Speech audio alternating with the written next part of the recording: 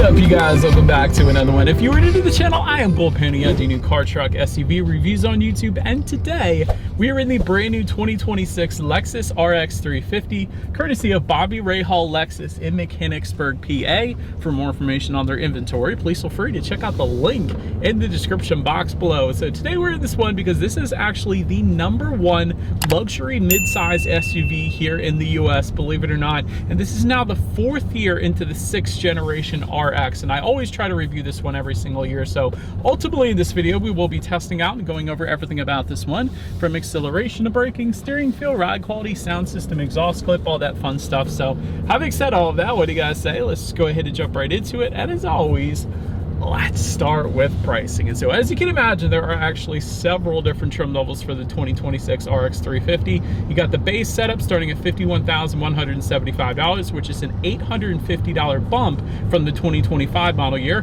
Premium for $53,350. Premium Plus, which is the one we are in today, this one goes for $56,840. Luxury for $61,895. F Sport Design for $55,680. And lastly, the F Sport Handling all-wheel drive, that one starts at $59,950. But regardless of the trim level that you go with, the power plant on the RX 350 is going to be the same. Powering the beast is a 2.4-liter turbocharged 4-cylinder that puts out 275 horsepower at 6,000 RPM, 317 pound-feet of torque coming in at 1,700 RPM. Power is going to be sent to the front wheels or all wheels through an 8-speed automatic with paddle shifters, which of course you guys know we will of course be testing out here in a little bit. But 0 to 60 times 7.6 seconds for the front wheel drive, 7.2 seconds then for the all-wheel drive, with MPG numbers coming in at 22 in the city, 29 on the highway for the front wheel drive, 21 city, 28 then on the highway for the all-wheel drive to keep premium unleaded fuel. But so that before we do any kind of fun acceleration or paddle shifter test here in the RX 350, I did want to mention to you guys the drive modes. So drive modes are all located within the center infotainment screen here. Drive modes will include normal, eco, sport, and custom, adjusting things like the shift points with throttle response and the steering sensitivity. So now having got all of that out of the way, what do you guys say? Let's go ahead and find a straightaway. Let's put the RX 350 here to the test and let's see how quickly we can get this one here up to speed. All right, so before we do this, there is a full manual shift mode apparently. We're gonna find out here in a second. So I just slid the shifter all the way to the back there. That gives me full control over the shifting here. Got it in sport driving mode in 3, 2, 1, go.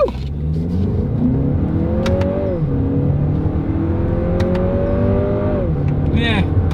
All right, there's definitely a delay to the paddle shifters. Having said that though, first thing I noticed with these paddle shifters, they actually feel very high quality.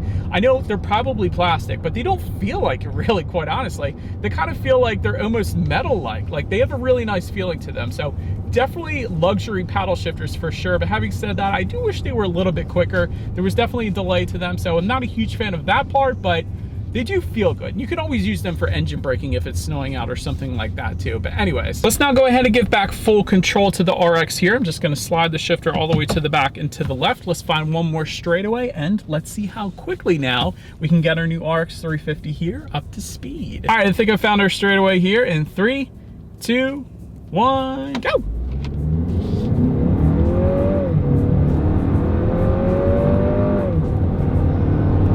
Nice.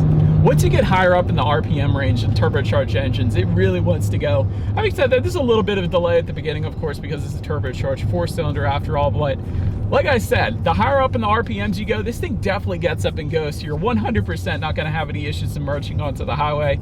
That was kind of fun. I just don't like the initial get up and go. That's why I still think I might prefer the V6, the naturally aspirated V6 that the RX 350 used to have. But having said that, the turbocharged 4-cylinder, it's plenty powerful. It's just a little bit of a delay, but like I said, it's still fun. But to go along with that acceleration, as always, braking is equally important. And so up front, you will find 13.4-inch ventilated front discs. In the back, 13.4-inch solid rear discs. But if you go with the F Sport handling, you also get 6-piston front calipers. That's pretty cool. Little added stopping power there. As far as that 60-0 stopping distance goes, that comes in at 123 feet. That's plenty respectable there. As far as braking feel goes, it's a little bit on the softer side of things, but it doesn't bother me though. Like, it's what I expected the RX 350 to kind of brake like. It's more of a luxury-like braking feel. It's not a super firm braking feel like you would expect on a sports car. It's honestly, it's just right for what this vehicle is, so I don't got any issues with the braking there. Then touching on suspension and handling. Up front, you're going to get a McPherson strut front suspension. In the back, independent multi-link rear suspension, front and rear stabilizer bars. But the F-Sport handling, that's where you're really going to get all the suspension goodies, because the F-Sport handling is going to add to that F-Tune performance dampers, and then also an adaptive damping suspension as well. You guys know, if you watch my videos before at least, I love an adaptive damping suspension. What that does is it monitors each shock absorber individually, not only adjusting to the road imperfections, giving you a smoother ride, but it also tightens up that suspension during heavy cornering, giving you better handling as well. So it really does give you the best of both worlds.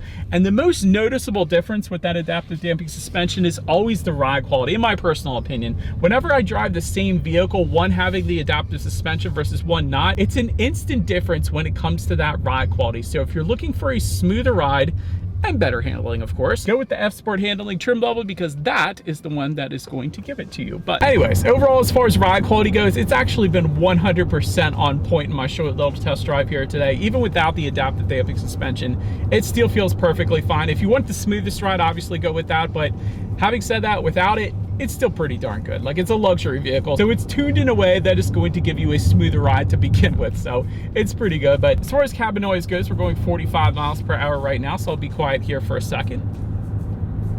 I think it's perfectly fine. I haven't had any issues with the cabin noise, so that's 100% on point. As far as steering feel goes, it's weighted maybe a little bit on the heavier side of things, but honestly, it's just right for what the RX 350 is. It's not too heavy of a steering feel. It's not a loose steering feel either. And again, you can adjust that depending upon the drive mode that you put it in, so it really does give you something for everybody, which is always a good thing.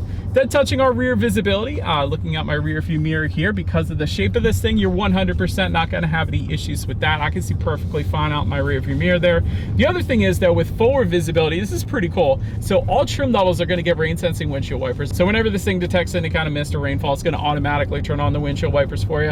Kind of like automatic headlights, just one less thing you got to worry about there. But in addition to that, with the luxury trim level, with the F-Sport handling, and then optional on the other trim levels, you can also get a head-up display, and that's what I'm actually looking at right now. I can even see it with these polarized sunglasses, believe it or not, but without it, it's super ridiculously bright. Like, I got my speed limit all the way there to the left, and then safety information on your right, better helping you keep your eyes on the road there as well. So you never have to look down at the gauges because of how ridiculously bright this head-up display is. I absolutely love that. But anyways, that pretty much rounds out the performance segment of this review, you guys. Let's now go ahead and take a look at the exterior now of our brand new 2026 Lexus RX 350. All right, so here she is, you guys, the new 2026 Lexus RX 350, finished in caviar.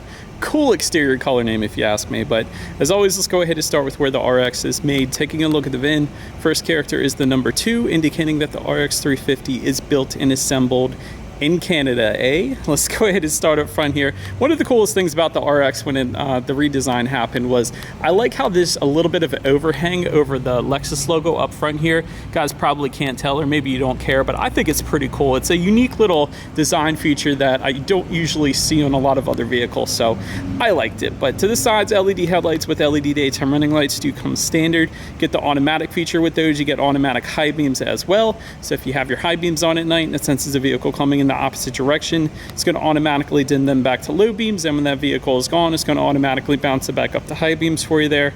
LED fog lights come standard on all trim levels across the board as well. You guys can see those to the bottom corners there. Also, front air curtains, and they're pretty massive too, helping direct air around the wheel and tire combination just above those front fog lights there. So I thought that was pretty cool. And of course, if you were to go with one of the F-Sport trim levels, you're also going to get a more aggressive front fascia overall, because the F-Sport is kind of the sporty trim level, hence the name. But anyways, that pretty much rounds out the front end of the RX. Let's now go ahead and swing around to the side.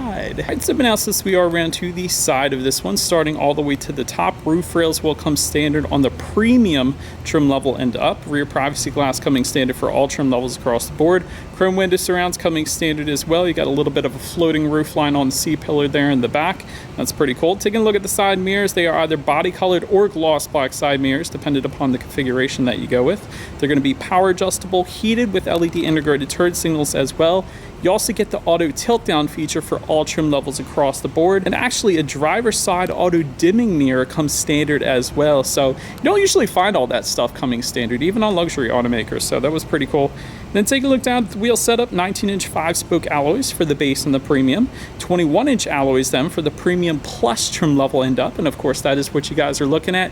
Let me know what you think of the wheel design. I actually think it's pretty darn cool. It's kind of like this machined finish. I always like a machine finish to the wheels. I think they look pretty darn good. Then if you were to go with the F Sport trim levels, you're going to get an F Sport logo found on the front fender. Obviously I can't show that one to you right now. And then I think the only thing I would change on the side profile of the RX is for it to have some body colored side skirts. You probably can't tell all that much with the black exterior, which I think is a good thing. This one looks pretty darn good in black, but they're actually matte black side skirts. They do have body colored fender surrounds. I like that, but they just didn't finish the side skirts in a body colored finish. So I'd probably switch that up, Lexus, if you're watching this video. You're probably not, but it's all good. But that pretty much rounds out the side profile. Let's now go ahead and swing around to the back. All right, so now since we are around to the back of the RX, all the way to the top, body colored shark fin antenna. Just below that, you got a rear spoiler with an integrated brake light. And if you guys are wondering where the heck is the rear window wiper, I'm going to show it to you guys if I can. It's actually tucked away underneath, up under that rear spoiler there. I don't know if you can see it or not, but just take my word for it. That's a cool little design element too. It's kind of like the Chevy Suburban and Tahoe does. Kind of gives you a little added visibility because you don't have to look at the rear window wiper out your rear view mirror. So that's kind of cool, I guess. But Lexus lettering spelled out horizontally. That always looks good. LED taillights do come standard for all trim levels across the board as well, of course. And then just below it all, you will find dual exhaust outlets tucked away. So having said that, I do believe you guys know what we have to do next here. As always, here is that exhaust clip.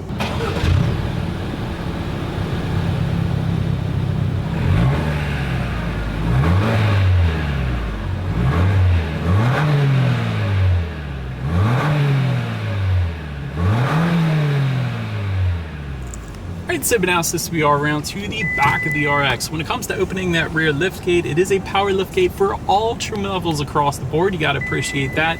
And then a hands-free power lift gate is going to be optional on the premium trim level and up. But there is a button on the key fob, or rubberized button on the lift gate itself then as well. But once opened up, cargo capacity comes in at 29.6 cubic feet. If that was not enough space, the rear seats do fold down. There's a 40-20-40 split that's going to bump that up to 46.2 cubic feet. There actually was some buttons in the cargo area to go ahead and fold down those rear seats, so found that was pretty convenient. LED cargo lighting does come standard. You got some chrome plated tie-down anchors back there. There are also grocery bag hooks. I always love seeing those. 12-volt power outlet in the back. There's a cargo cover, and then if you were to lift up underneath of that cargo floor, you will find a spare tire plus in-floor storage. You usually find one or the other. Very rarely do you find both, so well done Lexus for incorporating that. Then making our way up to the rear legroom, that comes in at 37.4 inches. For reference, I'm an even 6 feet tall. This is how much space I had in the rear seats there. There is a rear center armrest with cup holders and a little bit of storage kind of within the center armrest as well. I thought that was pretty cool. Rear ventilation does come standard. Dual rear USB charging ports as well. Heated and ventilated rear seats are going to be optional. The fact that that's even offered is pretty darn cool. And the rear window sunshades are going to be available as well. We don't have that option either. But then making our way up to the front seats, 8-way power adjustable front seats do come standard. 10-way power adjustable front seats for the luxury trim level and up. You're going to get some enhanced bolstering if you were to go with those F Sport trim levels. You're going to find a new luxe finish for the base and premium trims, perforated leather then for the premium plus trim level and up. Heated front seats do come standard on all trim levels across the board. Ventilated front seats for the premium trim level and up, so almost all trim levels for that one. But overall, as far as seat comfort goes, it was 100% on point. And with Lexus, they always do their seat comfort absolutely incredible, especially those F Sport seats. I'm telling you guys, because of that enhanced bolstering, they are my favorite seats out of the last 1,000 plus videos that I've done. F Sport seats are on a just completely different level. Having said that, these seats are pretty darn good as well. So either way that you go, you're definitely going to be comfortable. But then taking a look at the steering wheel, because this is pretty darn amazing as well. It is tilt and telescoping. It is power adjustable for all trim levels across the board. It is leather wrapped, but if you go with the premium plus trim level and up, it's going to be a wood leather combination. And I love it. It looks so darn good. I like the light color wood with the dark colored leather. Like I said, I think it looks so good. And then a heated steering wheel is going to come in the premium plus trim level and up. I've had that on, so overall, you cannot beat the steering wheel. It's 100% on point. But then making our way to the startup, let me start by showing you guys the key here. You got your Lexus logo on the one side. When you flip it over, lock, unlock, and that button to pop the rear tailgate there, but it is all keyless entry with a push button start. So all I'm going to do here is simply put my foot on the brake and press that silver engine start button located just to the left of the infotainment screen there. And so once started up, when it comes to the gauges, you guys are looking at a full digital gauge cluster. As far as the customization goes, it is going to adjust slightly dependent upon the drive mode that you put it in. I'm going to be pushing some buttons, so don't mind that, but you put it in the sport driving mode, it's going to show up in a bunch of red hues. If you put it in eco, it's going to be a bunch of blue hues. Normal is going to be black and white basically. So you got a little bit of customization there, but wouldn't have minded a bit more. I mean, there is a button on the steering wheel where you can kind of make those gauges a little bit bigger if you wanted to, so you got a little bit of customization there. But overall, with digital gauges, a lot of the competition like BMW and Mercedes-Benz give you so many different loadouts for the gauges. I would have loved to have seen a little more customization. Having said that, it doesn't look bad. It still looks dang good, but I like customization, that's all I'm saying. But it does give you your outside temperature up there. It gives you how many miles you have left until you hit empty in the bottom right hand corner there, and you can pretty much display anything you want. So gauges do look plenty fine there. But now let's go ahead and make our way to overall interior quality. A power moonroof is going to come in the premium trim level and up. Panoramic glass roof is going to be optional for all trim levels across the board. I like that. Homelink controls for all trim levels as well, and they are found just on the bottom portion of this frameless auto dimming rear view mirror. You gotta appreciate that. And a rear camera mirror, by the way, is going to be available, and we do have that option with us here today. Absolutely love that. So if the cargo area is completely piled up with cargo, if you're going to Ocean City, Maryland or something like that, and you can't see out of your rear view mirror, the rear camera mirror is going to help you out because the mirror is on the outside of the vehicle, so you can still see who is behind you because of that. So I absolutely love that feature for that particular reason. Anyways, tri-zone climate control does come standard for all trim levels. Ash bamboo interior trim is going to come on the premium trim level and up. Black open pore wood trim, again for the premium trim level and up. You're going to find a suede headliner and suede accents for the luxury trim level and up. But having said that, our headliner right now, I don't think it's suede, but it is ridiculously soft.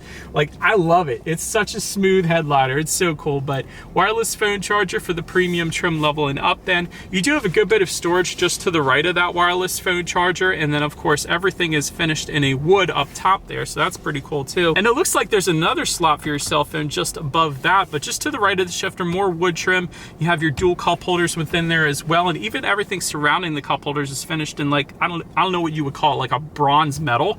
Very high-end finishes is what I'm trying to say. And then within the center armrest, there is actually a ton of space within there, more than you would probably ever need, so absolutely no issues there either. But I love all the different colors, all the different textures. We got a dark brown, you guys probably can't tell in the doors here, with the light color leather, with the dark color leather. You got the bamboo interior trim, you got the open pore wood trim.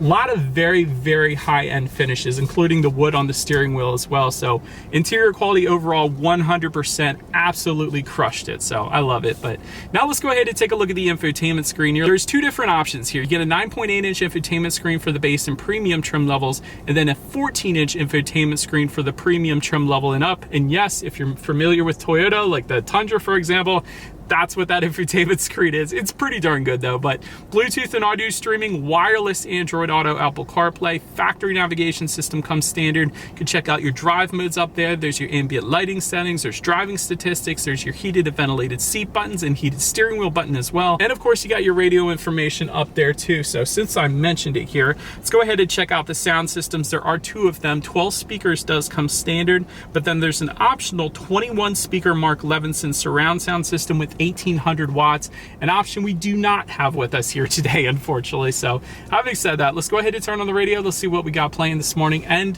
let's test out our 12 speaker sound system we have with us here today. Is this really 12 speakers? That's the 12 speaker sound system. That's nuts. I almost was questioning whether or not it was the Mark Levinson because it was that good.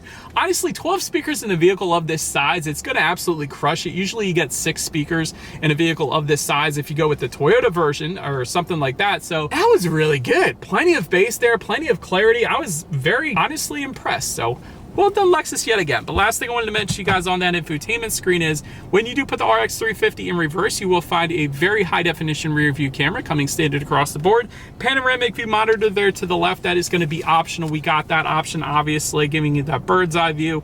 But that is going to lead us into safety. And so starting with the best part, the RX 350 is an IIHS Top Safety Pick Plus, which is the very highest designation given by IIHS. So you cannot beat that. It doesn't get any safer than this. You gotta appreciate that. Front side curtain airbags do come standard. Driver's knee airbag up front as well. Passenger seat cushion airbag, rear side impact airbags as well. And let me go over that for 1 second.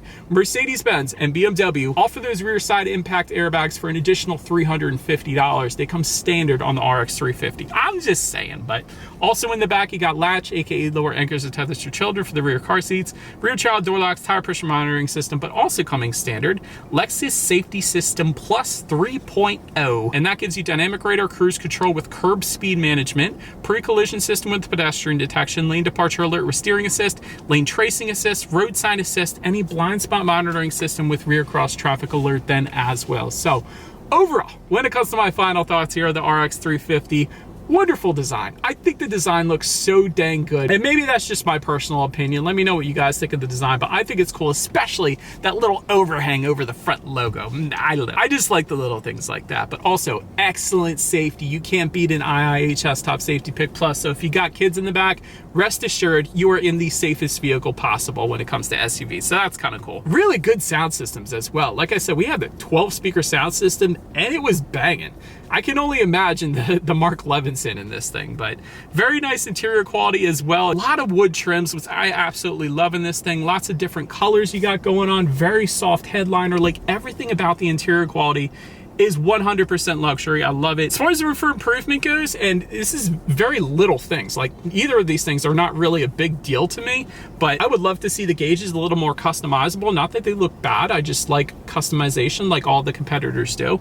And then the other thing is, still in the back of my mind, I'm sure the turbocharged 4-cylinder is going to be fine. Toyota reliability historically has been 100% on point. They just build things differently. That is what they do. But I think I'd still take the naturally aspirated V6. Having said that, you eliminate that turbo lag at the very beginning, and naturally aspirated engines typically are more reliable than their turbocharged counterparts. Like I said though, it doesn't mean this is unreliable. It's still a Toyota after all. It's probably going to crush it. I'm just saying. But let me know what you guys think, and if you would get the RX 350 in the comment section below. That's about it for this one, you guys. Thank you so much for watching. Feel free to follow me on social media stuff at the bottom of the screen if you wanted to see what's coming next on the channel. Before it gets to YouTube, be sure to hit the subscribe and the bell notification button if you're into new car reviews. That is what I've been doing here for 11 years now. I do appreciate you guys watching more than you know, and I will see you guys all in the next video. Stay gold.